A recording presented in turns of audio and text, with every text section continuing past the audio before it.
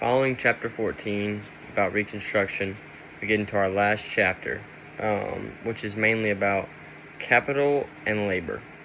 So it just kind of starts us off with, talking about how in the late 1800s, there was rapid industrial growth throughout the United States, through large corporations expanding, factories multiplying, millions of workers labored there under these harsh conditions.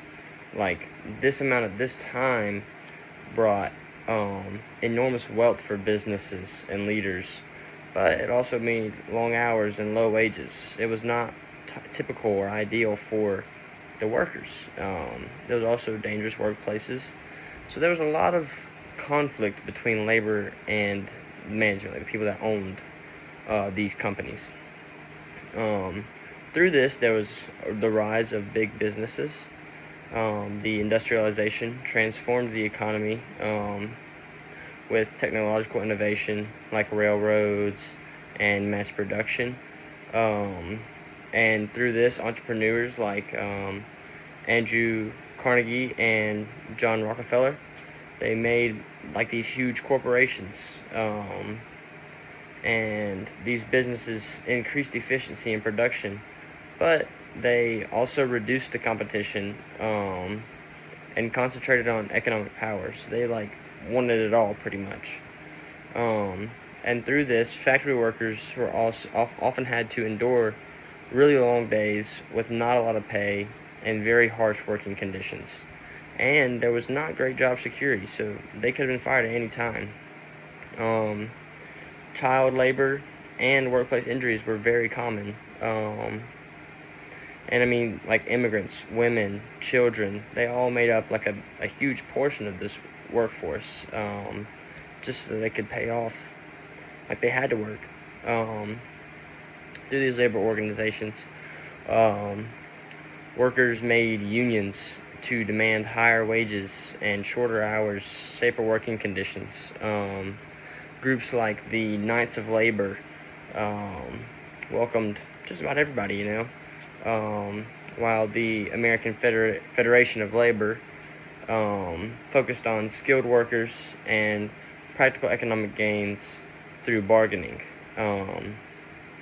As this advanced, as this grew more popular, there became strikes. So workers fought for better conditions, and major strikes broke out all across the country.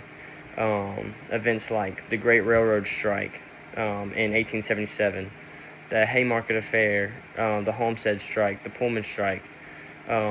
These just showed the tension that was growing between the workers and these big business owners. They often ended violently, and they were just not good for our country.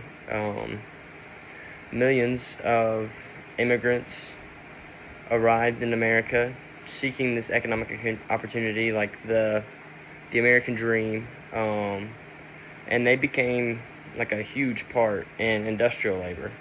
They often came to the crowded cities, and they did not have good housing. They faced discrimination, and again, the difficult working conditions, as we see over and over.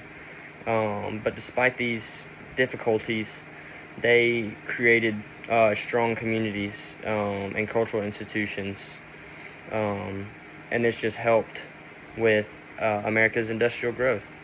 Then you go into the farmers. The farmers struggled with the falling crop prices and debt, and the railroad monopolies. They charged these high shipping rates, and they just couldn't pay for it. So that became very difficult for farmers.